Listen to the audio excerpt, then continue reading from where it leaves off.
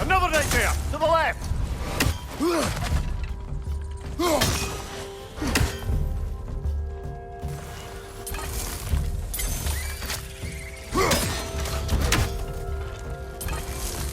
Incoming above you.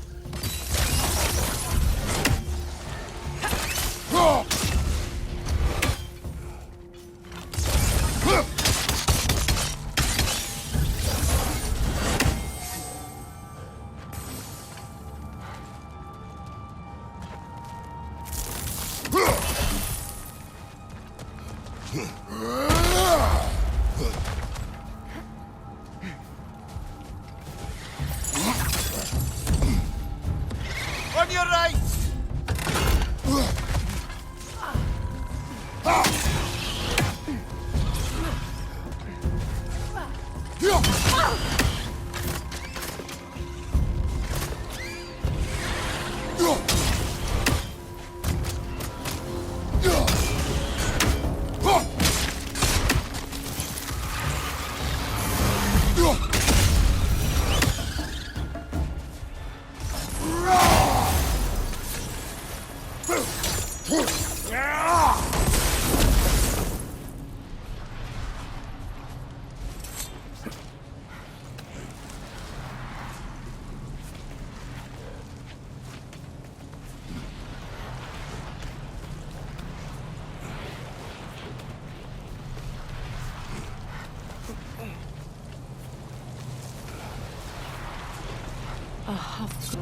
Great, Gefyun's ghost!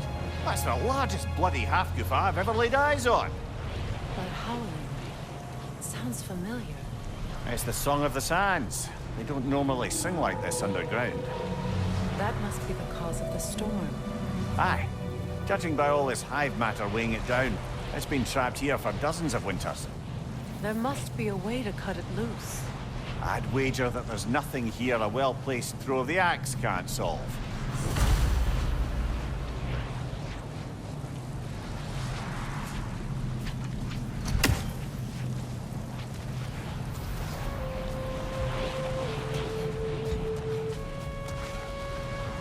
If we can clear those rocks away, we might get the right angle.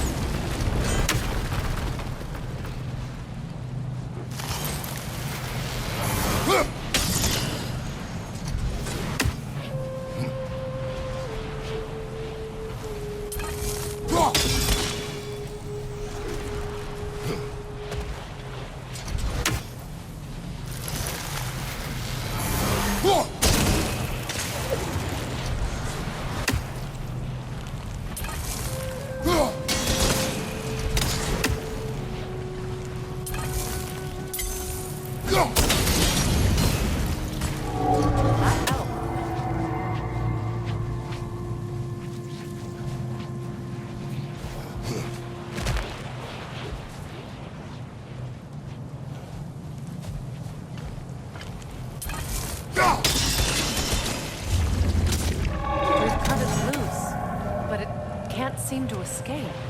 Much of the hive matter is gone. We can free it from the surface now.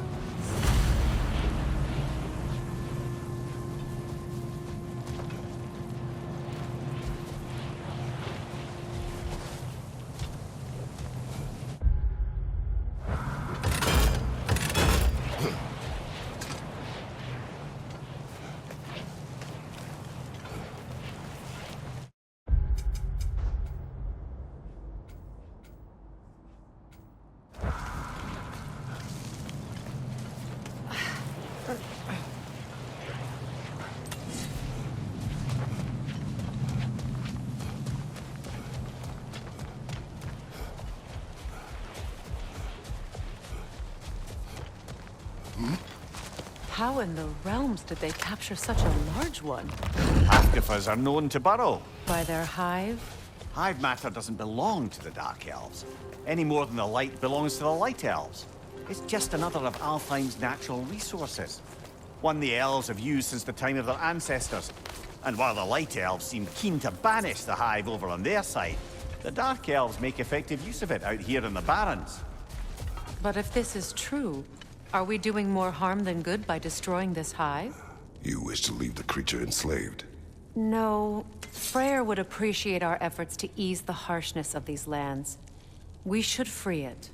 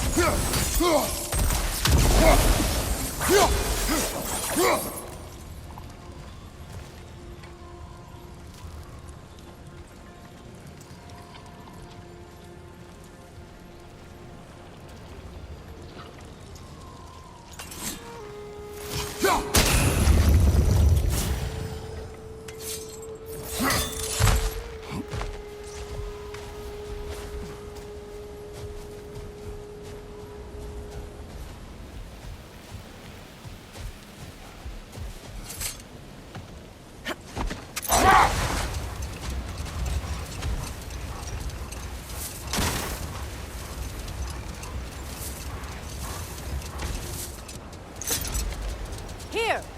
You should be able to cut this part away and free the half-Gufa!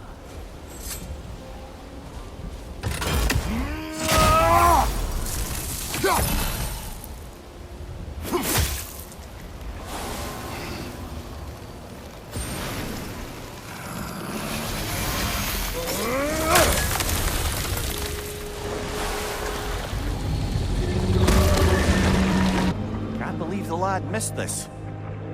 The storm is gone. The Song of the Sands has returned to Alfheim, albeit somewhat diminished from how I remember it as a child. Atreus will be glad to hear it is no longer in pain. You look forward to telling him. I do.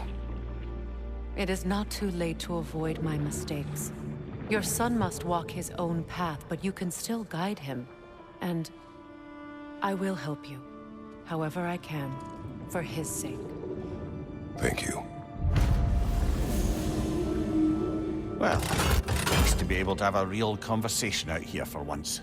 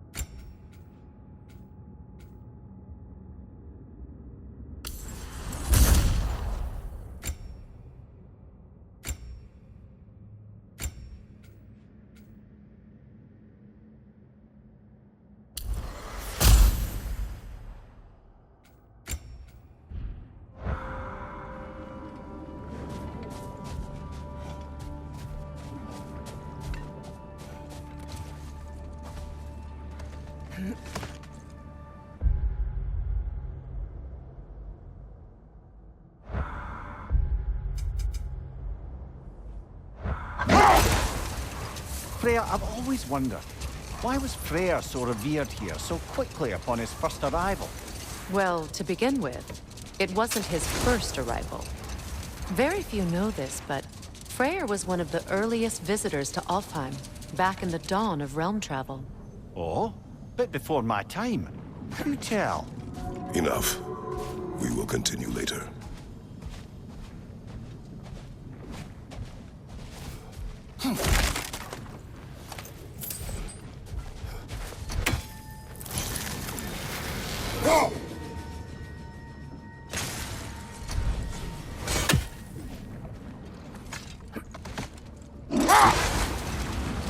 Freya, elaborate? I wasn't in these lands at the dawn of realm travel. Well, we believed for a long time that all the giants had died in the flood, until one of them appeared in Vanaheim. Her name was Gerd, and she came offering to teach us the secrets of traveling between realms using Bifrost light. Freyr became immediately infatuated with her. He always yearned to wander, and along came someone who could truly show him how. So, wander they did, exploring the world tree from root to branch. But one day, it came time for Gerd to wander away. Freyr was heartbroken, and resolved himself to perform some great feat to win her back. He set his aim on the grandest of gestures.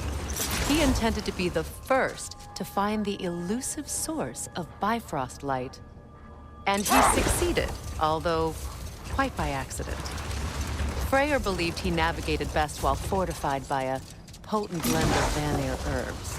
When he wandered, he wandered. And he managed to wander from the World Tree directly into the Lake of Souls. The elves have never seen anybody come out of the lake before, so it got some attention. Oh, that's bloody hilarious. I don't know whether he worked his charms at that point or they just assumed him to be a great deity. But of course, he hadn't made this journey in search of responsibility, so he didn't stick around long. Still, the legend of his manifestation was passed along through the ages. It even endured after the Great Division, remembered by Light and Dark Elf alike. So when at last he returned, he was uniquely situated to gain the trust of both sides and help to create a truce. The problem was, both sides trusted only him. So the peace could only last as long as he stayed around to keep it. And with the long war dragging on without an end in sight, I suppose making any kind of peace was an irresistible notion for him. Even if it meant having to rule.